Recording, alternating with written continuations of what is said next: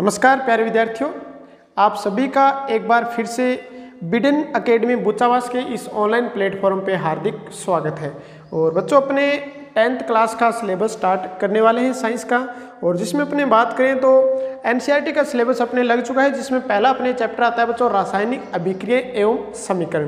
तो इस चैप्टर के अंदर मुख्य रूप से हमें पढ़ना है बच्चों परिवर्तन क्या होते हैं, परिवर्तन कितने प्रकार के होते हैं, और रासायनिक अभिक्रियाएं क्या होती हैं, रासायनिक अभिक्रियाओं के प्रकार कितने होते हैं, रासायनिक समीकरण क्या है, रासायनिक समीकरण के लिखने के नियम क्या होते हैं। इसकी अतिरिक्त हम बात करें तो एक अपने पास आता है बच्चों हिट एंड ट्रायल विधि। हिट एंड ट्रायल विधि के द्वारा हम किस प्रकार किसी रासायनिक अभिक्रिया को संतुलित कर सकते हैं। तो अपना चैप्टर फर्स्ट आता है बच्चों रासायनिक अभिक्रिया एवं समीकरण। इसमें एक नंबर अगर हम टॉपिक की बात करें तो बच्चों परिवर्तन। अब परिवर्तन क्या होता है?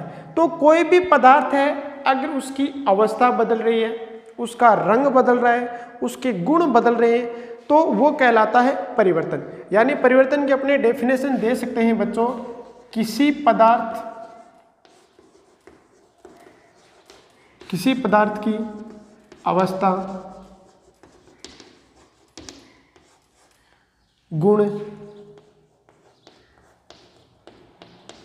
रंग व संगठन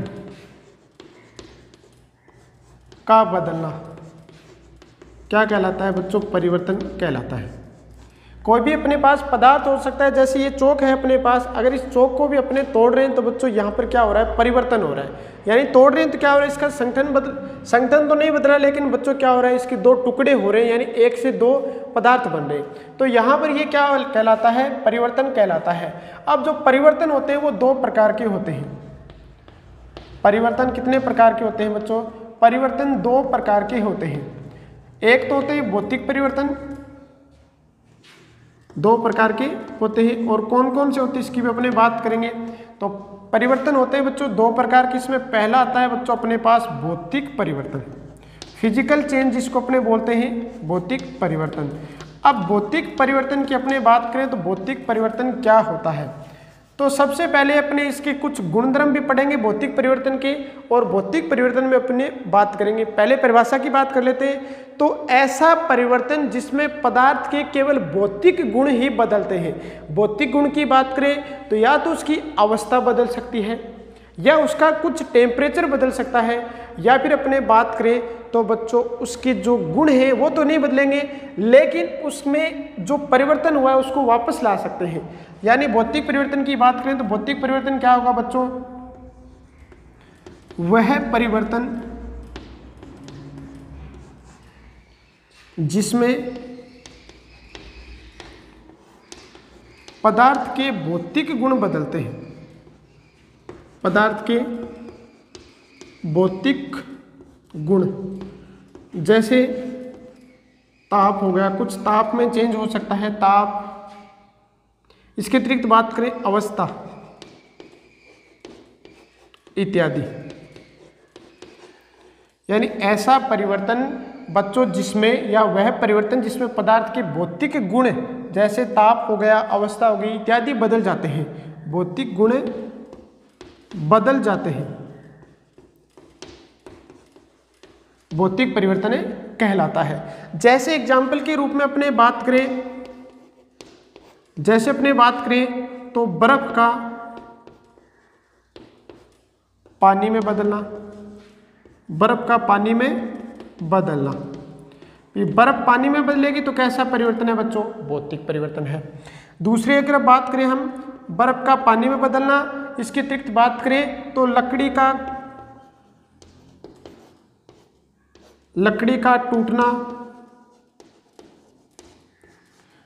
टूटना हो गया। इसके अतिरिक्त हम बात करें लकड़ी टूट रही है, कागज का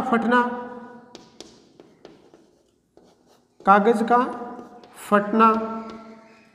ये बच्चों कुछ एग्जाम्पल्स हैं किसके? भौतिक परिवर्तन की। तो भौतिक परिवर्तन क्या होगा बच्चों? वह परिवर्तन जिसमें पदार्थ के भौतिक गुण धर्म, जैसे अवस्था हो गई उसकी और उसका तापमान हो गया, अगर वो बदल रहे, कुछ और भी भौतिक गुण होते हैं लेकिन अपने सिलेबस के अकॉर्डिंग बच्चों अपने एक दो याद रखने हैं। तो जिसमें भौतिक गुण बदल जाते हैं वो क्या कहलाता है, भौतिक परिवर्तन कहलाता है। जैसे अपने बात करते हैं तो बच्चों हमारे पास क्या है, जल है, हमारे पास क्या है, जल है।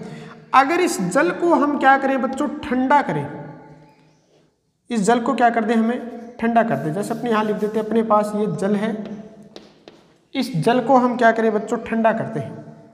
इस जल को क्या करें, हम ठंडा करते हैं। ठंडा करेंगे तो बच्चों किस में बदल जाएगा, बर्फ में बदल जाएगा। किस में बदल जाएगा बच्चों, बर्फ में बदल जाएगा। यदि यही जल है, इस जल को हम क्या करते हैं बच्चों, गर्म करते हैं। इस जल को क्या करें, अब हम गर्म करें तो ये बच्चों किस में बदल जाएगा, वाष्प में बदल जाएगा। किस में बदल जाएगा, वाष्प में बदल जाएगा। लेकिन ध्यान रखना ये रहेगा जल ही, यानी इसका जो सूत्र होता है वो जल का H2O है, H2 है। तो बर्फ के अंदर भी क्या होगा बच्चों, 2 हाइड्रोजन परमाणु होंगे और 1 ऑक्सीजन होगा, तो बर्फ के अंदर भी क्या होगा, H2 होगा। वाष्प में भी बात करें तो क्या होगा, H2 होगा। यहाँ पर देखो पदार्थ की केवल क्या बदली है बच्चों, अवस्था बदली है। यहाँ पर जो जल है ये कैसा है, ये तरल अवस्था में है। कैसा है, तरल अवस्था में। बर्फ है, ये कैसा है बच्चों, बर्फ की बात करें तो ये कैसी अवस्था में है, ठोस अवस्था में। कैसी अवस्था में है, ठोस अवस्था में। अगर वाष्प की बात करें तो बच्चों ये वाष्प किस अवस्था में है, गैस अवस्था में है। किस अवस्था में है, गैस अवस्था में है। यहाँ पर आप देख सकते हैं जो जल है उस जल का भौतिक गुण बदले हैं। भौतिक गुण मतलब अवस्था बदली है और उसका तापमान भी बदला है। जैसे जल था, जल से बच्चों इसको ठंडा किया तो टेम्परेचर कम किया, किस में बदल गया, बर्फ में। बर्फ कैसी होती है, ठोस होती है। पहले तरल था, तरल किस में बदल गया, ठोस में, सॉलिड में बदल चुका है, तो अवस्था बदल गई। अब बर्फ को अपने छूकर देखते तो ठंडी महसूस होती है, नहीं, उसका तापमान भी बदल गया। यदि इसी जल को हम किस में बदल दें, वाष्प में बदल दें, यानी गैस में बदल दें, तो यहाँ पर आप देख सकते हैं जल है, जब इसको गर्म करते हैं तो टेम्परेचर बढ़ जाता है, और टेम्परेचर बढ़ेगा तो अवस्था बदल गई। अवस्था बदली, कैसी होगी, गैस हो गई। यानी इसमें क्या हो रहा है बच्चों, जल है, उस जल को ठंडा करते ही बर्फ यानी ठोस अवस्था में बदल जाता है, गर्म करते ही गैस यानी वाष्प अवस्था में बदल जाता है। यदि हम वाष्प को क्या करें बच्चों, ठंडा करें, जैसे आपने देखा होगा गर्म खाना बनाते हैं तो खाने के ऊपर या फिर पानी गर्म करते हैं तो उसके ऊपर बच्चों अपने एक ढक्कन लगाते हैं। जो भी अपने पास पात्र होता है उस पात्र के ऊपर ढक्कन लगाते हैं, और उस अपने जब ढक्कन को हटाते हैं तो उस ढक्कन के ऊपर जल की बूंदें होती हैं।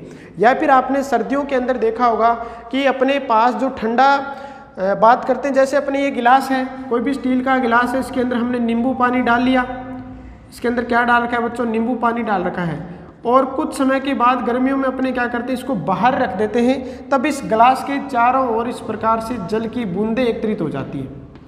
जल की बूंदें क्या हो जाती है बच्चों, एकत्रित हो जाती हैं। ये जल की बूंदें कहाँ से आई, वायुमंडल के अंदर जब तापमान ज़्यादा होता है तो समुद्रों से जो जल उठता है वो जल होता है वायु के अंदर, और वो जल जब ठंड के या फिर कम टेम्परेचर के संपर्क में आता है तो ये जो वाष्प है बच्चों किस में बदल जाती है, पुनः जल में बदल जाती है। यानी वाष्प किस में बदल गई, पुनः जल में। तो यहाँ पर ये जो वाष्प है इसको अपने क्या करें, अगर ठंडा करें तो वापस किस में बदल जाएगी, जल में। ये बर्फ है, इसको बर्फ को थोड़ा सा गर्म करें तो वापस किस में बदल जाएगी बच्चों, जल में बदल जाएगी। तो यानी भौतिक परिवर्तन पता चल गया। भौतिक परिवर्तन में केवल अवस्था और तापमान ही बदलते हैं, रासायनिक गुण नहीं बदलते। आप चाहे जल पियो, चाहे बर्फ खाओ, चाहे वाष्प लो, लेकिन आप क्या ग्रहण कर रहे हो, H2O ही ग्रहण कर रहे हो।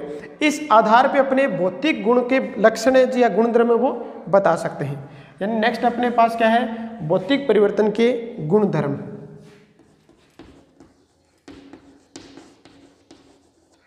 भौतिक परिवर्तन के गुणधर्म, तो इसमें अपना पहला बता सकते हैं, अभी हमने देखा यहाँ पर क्या हुआ बच्चों, जल से बर्फ बनी है, कोई नया पदार्थ नहीं बना।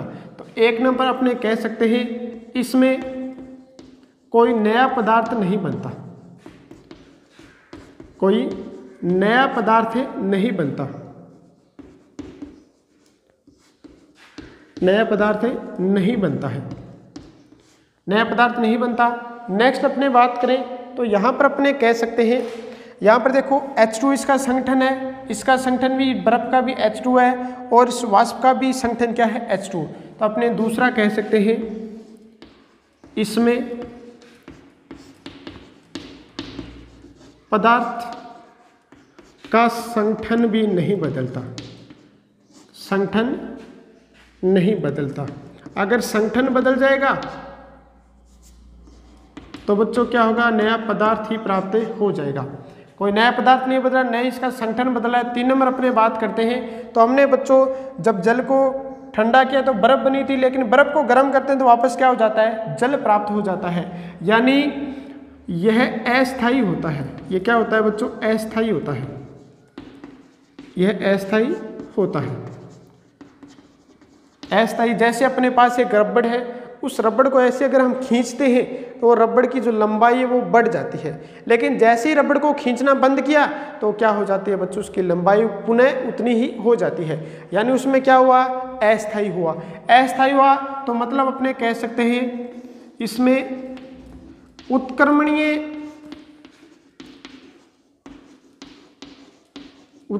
प्रक्रम होता है,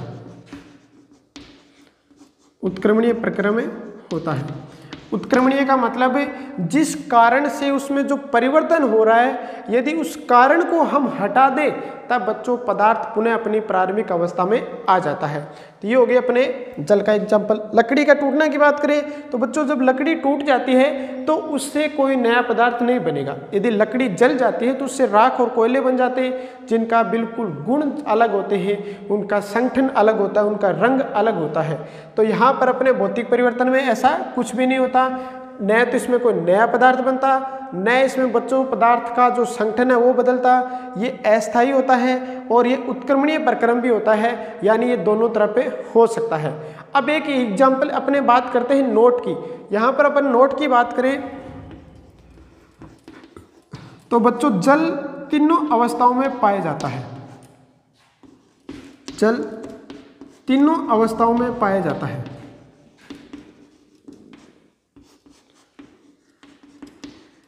जल तीनों अवस्थाओं में पाया जाता है। अब तीनों अवस्था कौन कौन सी बच्चों, अपने बात करते हैं। एक आती है द्रव्य अवस्था, लिक्विड स्टेट। द्रव्य अवस्था में अगर बात करें तो जल कैसा है बच्चों, तरल, तरल रूप में, या फिर अपने बोलते हैं पानी रूप में। उसके बाद अगर हम बात करते हैं बच्चों गैस अवस्था की, अपने पास आती है गैस अवस्था।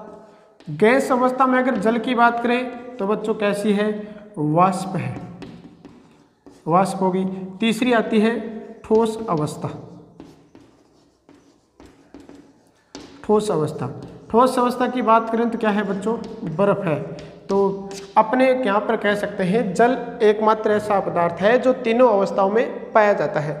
एक नोट की अपने और बात कर लेते हैं यहाँ पर, ये इंपॉर्टेंट भी है कि जब मोमबत्ती जलती है तो मोमबत्ती के जलने में, मोमबत्ती का जलना, इसमें बच्चों दोनों प्रकार के परिवर्तन होते हैं, भौतिक भी होगा और रासायनिक भी होगा, भौतिक भी होगा और रासायनिक भी, दोनों प्रकार के परिवर्तन होते हैं। अब दोनों प्रकार के परिवर्तन कैसे होते हैं अपने बात करते हैं। जैसे अपने पास ये मोमबत्ती है, ये अपने पास इस प्रकार से एक मोमबत्ती है और इसके बीच में बच्चों यहाँ पर एक धागा होता है। यहाँ पर क्या होता है बच्चों, एक धागा होता है। इस धागे को अगर हम जलाते हैं तो बच्चों ये लौ के साथ जलेगा, इस प्रकार से जलता है। तो यहाँ पर जो बीच वाला धागा है, जो धागे का जलना है, ये धागे का जलना कैसा होता है, ये होता है रासायनिक परिवर्तन, क्योंकि अपने पुनः धागा जलने के बाद प्राप्त नहीं कर सकते, ये रासायनिक परिवर्तन होता है। जबकि जो मोम है, ये चारों ओर से जो मोम है, ये बच्चों ये होता है इसमें भौतिक परिवर्तन, मोम का पिघलना, मोम का पिघलना है, ये कैसा परिवर्तन है बच्चों, भौतिक परिवर्तन है, भौतिक परिवर्तन। तो यहाँ पर ये इंपॉर्टेंट चीज़ है कि जो मोमबत्ती है, मोमबत्ती के जलने में दोनों प्रकार के परिवर्तन होते हैं, भौतिक और रासायनिक। आप एक बार इसका स्क्रीनशॉट ले लीजिए, उसके बाद अपने रासायनिक परिवर्तन की बात करेंगे।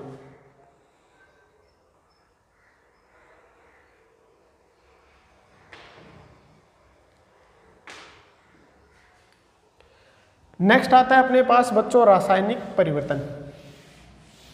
रासायनिक परिवर्तन ही रासायनिक अभिक्रिया होती है और किसी भी रासायनिक अभिक्रिया को अगर हम प्रदर्शित करना चाहें एक सूत्र के रूप में तो वो कहलाती है बच्चों अपने रासायनिक समीकरण। यानी 2 नंबर अपने पास परिवर्तन आ गया बच्चों, कौन सा? रासायनिक परिवर्तन, केमिकल चेंज, रासायनिक परिवर्तन। अब रासायनिक परिवर्तन की अगर हम बात करें तो रासायनिक परिवर्तन कौन सा होगा बच्चों? तो वह परिवर्तन जिसमें पदार्थ के भौतिक गुणों के साथ साथ पदार्थ के जो भी भौतिक गुण हैं, भौतिक गुणों के साथ साथ बच्चों कौन से गुण बदल जाते हैं? रासायनिक गुण भी बदल जाते हैं। रासायनिक गुण, जैसे रासायनिक गुण कौन कौन से होते हैं बच्चों? जैसे संगठन हो गया, संगठन हो गया, उसका रंग हो गया, या फिर अपने बात करें उसके गुण हो गए, ये सारे बदल जाते हैं। यानी रासायनिक गुण भी बदल जाते हैं। जैसे इसके एग्जाम्पल की बात करते हैं, उदाहरण के रूप में हमारे पास कौन कौन से आते हैं, तो अपने बात करते हैं, सबसे पहले अपने बात की थी कागज के फटने का, तो यहाँ पर कागज का जलना, कागज का जलना, कागज का जलना भी क्या होता है बच्चों? रासायनिक परिवर्तन होता है। कागज का जलना हो गया, लकड़ी का जलना हो गया, कागज का जलना, लकड़ी का जलना। नेक्स्ट अगर हम बात करें तो बच्चों दही का बनना, जंग लगना, सब्जी का खराब होना,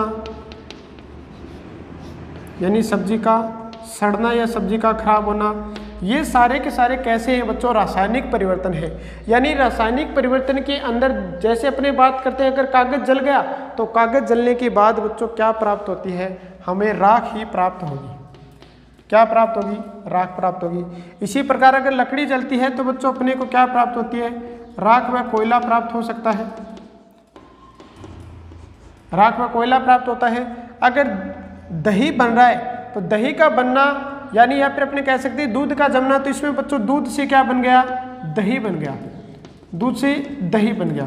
दूध के सारे लक्षण दही से बिल्कुल अलग होते हैं। जंग लगना, जंग लगने में क्या हो रहा है बच्चों? लोहे के गुण नष्ट होते हैं, लोहे के गुण नष्ट हो गए, लोहे के क्या हो गए? गुण नष्ट हो गए। सब्जी सड़ गई तो बच्चों सड़ने के बाद इसके भी गुण क्या हो गए? नष्ट हो गए, गुण नष्ट हो गए। अब यहाँ पर देखो कागज जल गया, जलने के बाद हमें क्या प्राप्त हुआ? राख प्राप्त हुई। यानी राख के लक्षण किससे? कागज से बिल्कुल भिन्न होते हैं। यानी यहाँ पर कागज जल गया तो इसकी संगठन बदल गया, राख बनी, नया पदार्थ बन गया, और इसकी अवस्था भी क्या होती है बच्चों? बदल जाती है।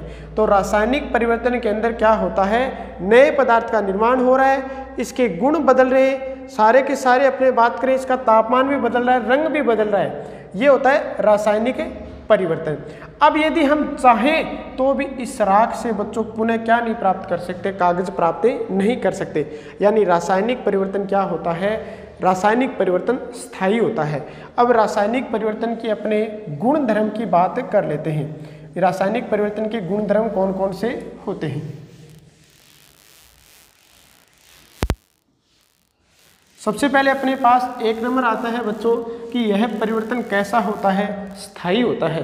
क्योंकि यहाँ पर अगर हम चाहें तो चाहकर भी इस राख से वापस कागज प्राप्त नहीं कर सकते। यानी रासायनिक परिवर्तन के गुण धर्म, रासायनिक परिवर्तन के गुण धर्म 1 नंबर अपने पास यह स्थायी होता है। ये कैसा होता है बच्चों? स्थायी होता है। स्थायी है मतलब इससे पुनः अपने क्या नहीं प्राप्त कर सकते? जिस पदार्थ से जो नया पदार्थ बना उस नए पदार्थ से पुराना पदार्थ पुनः प्राप्त नहीं कर सकते। दूसरा, यह अनुत्क्रमणीय होता है, अनुत्क्रमणीय होता है। आगे अपने बात करेंगे उत्क्रमणीय और अनुत्क्रमणीय क्या होता है। जैसे हमारे पास ये H2 है, इसके अंदर हम यदि विद्युत धारा का प्रवाह कर दें तो बच्चों हाइड्रोजन और हमें क्या प्राप्त हो जाएगी, ऑक्सीजन प्राप्त हो जाएगी। हाइड्रोजन और क्या प्राप्त हो जाएगी, ऑक्सीजन प्राप्त हो जाएगी। लेकिन जैसे ही विद्युत धारा प्रवाहित करना बंद करें तो ये हाइड्रोजन और ऑक्सीजन जुड़कर क्या बना लेती है बच्चों, H2O बना लेती है। पहले हमने H2O को क्या किया, किसी पात्र में डालकर इसमें विद्युत धारा प्रवाहित की तो हाइड्रोजन और ऑक्सीजन में टूट गया। तो ये अभिक्रिया होती है अगर दिशा में चल रही है। यह अभिक्रिया अभिकारक से उत्पाद बने अगर दिशा में चल रही है, लेकिन जैसे विद्युत धारा प्रवाहित करना बंद किया, हाइड्रोजन और ऑक्सीजन पुनः मिलकर क्या कर लेती है, H2O का निर्माण कर लेती है। ये होती है बच्चों प्रतीप दिशा। तो वे अभिक्रियाएं या वे परिवर्तन जो अगर और प्रतीप दोनों दिशाओं में होते हैं, यानी ये हमारे पास क्या था, अभिकारक था, ये हमारे पास क्या था बच्चों, अभिकारक था। और ये जो बने ये क्या बने, उत्पाद बने। तो अभिकारक से क्या बना, उत्पाद बना, लेकिन पुनः उत्पाद से क्या बन गया, अभिकारक बन गया।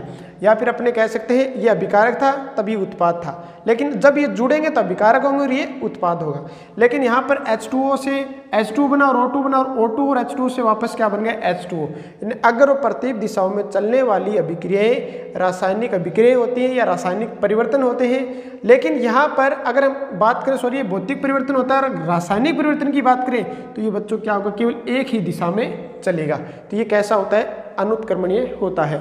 अपने रासायनिक अभिक्रियाएं आएंगी दो, उत्क्रमणीय और उत्क्रमणीय, तब अपने डिटेल से बात करेंगे। नेक्स्ट बात करें तो इसमें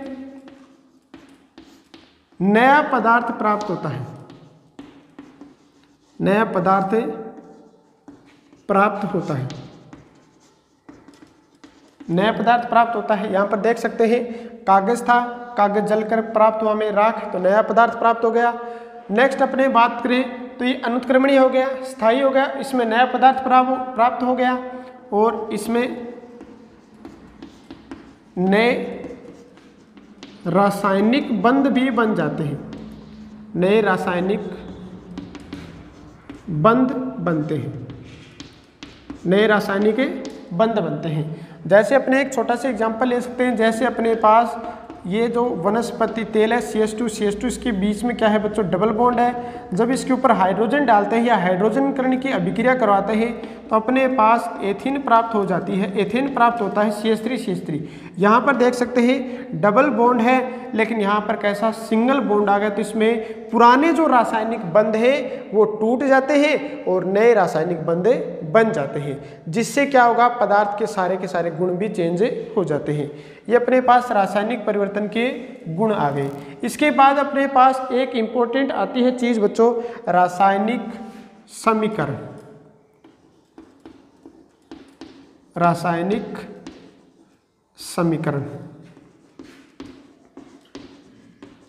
रासायनिक समीकरण, ये इंपॉर्टेंट टॉपिक है इस चैप्टर का। अब देखो रासायनिक समीकरण क्या होती है।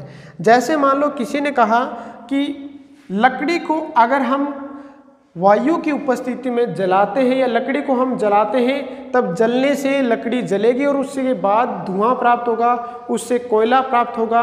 ये चीज़ें अपने एक 2-4 लाइनों में लिखनी पड़ती है। लेकिन अगर हम कोई कह दें कि लकड़ी का जलना, उसको प्रदर्शित करना है तो अपने C+O2 और CO2 लिख सकते हैं।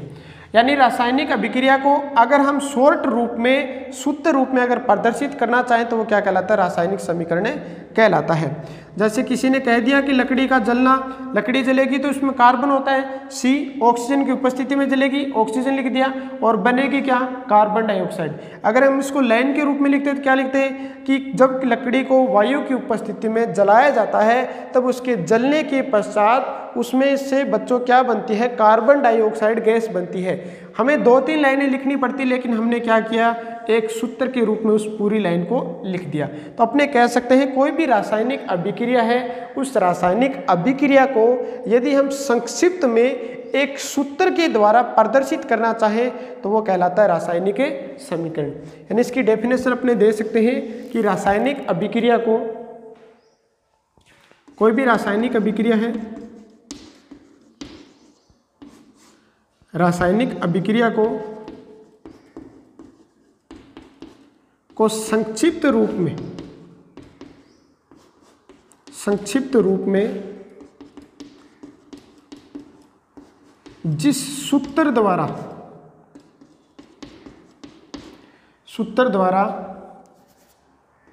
या प्रतीकों द्वारा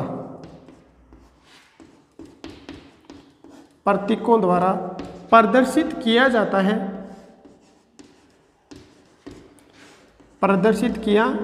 है, वो क्या कहलाती है बच्चों? अपने रासायनिक समीकरण कहलाती है। रासायनिक समीकरण कहलाती है। अब लास्ट अपने छोटा सा रासायनिक समीकरण आ गई। तो रासायनिक समीकरण क्या है? रासायनिक अभिक्रिया को प्रदर्शित करना। लेकिन अपने यहाँ पर रासायनिक अभिक्रिया भी तो देख लेते हैं, क्या है रासायनिक अभिक्रिया क्या होती है, इसको देख लेते हैं अपने। रासायनिक अभिक्रिया, तो मैंने सबसे पहले बच्चों यही बताया था कि कोई भी परिवर्तन हो रहा है, रासायनिक अगर परिवर्तन हो रहा है तो बच्चों वो क्या कहलाती है? रासायनिक अभिक्रिया कहलाती है। यानी रासायनिक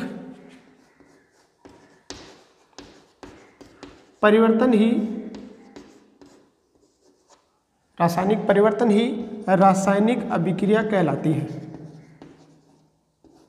रासायनिक अभिक्रिया कहलाती है। जैसे मैग्नीशियम फीता है, अगर मैग्नीशियम का फीता है उसको हम वायु की उपस्थिति में जलाते हैं तब बच्चों मैग्नीशियम ऑक्साइड का निर्माण होता है। तो यहाँ पर क्या हो रहा है? उसमें रासायनिक परिवर्तन हो रहा है। तो यहाँ पर अपने पास 2Mg है, मैग्नीशियम है, प्लस इसको अपने जलाते हैं बच्चों किसकी उपस्थिति में? ऑक्सीजन की उपस्थिति में, और इससे बनता है क्या? Magnesium oxide, MgO, magnesium oxide बन गया। यहाँ पर देखो ये जला, वायु की उपस्थिति में जलने से क्या हुआ? यहाँ पर मैग्नीशियम है और ऑक्सीजन है, लेकिन बना क्या? Magnesium oxide. मैग्नीशियम ऑक्साइड के जो गुण हैं वो मैग्नीशियम और ऑक्सीजन से बिल्कुल भिन्न है, यानी दो विकारकों से नया उत्पाद बन गया। तो यहाँ पर क्या हो रहा है बच्चों? रासायनिक परिवर्तन हो रहा है। तो रासायनिक परिवर्तन जिसमें होता है वही क्या कहलाती है? रासायनिक अभिक्रिया कहलाती है। यदि इस रासायनिक अभिक्रिया को हम सूत्र रूप में या प्रतीक चिन्हों के रूप में प्रदर्शित करना चाहें तब बच्चों ये क्या कहलाएगा? रासायनिक समीकरण कहलाता है। अब आते हैं अपने पास रासायनिक समीकरण लिखने के नियम, वो बच्चों अपने पढ़ेंगे अपनी नेक्स्ट क्लास के अंदर। तो बच्चों आज की इस क्लास को हम यहीं पे विराम देते हैं। आपको कोई चीज़ इसमें डाउट हो तो आप हमें पूछ सकते हैं। ठीक है बच्चों, मिलेंगे अपनी नेक्स्ट क्लास में, तब तक के लिए आप लोग पढ़ते रहिए। धन्यवाद।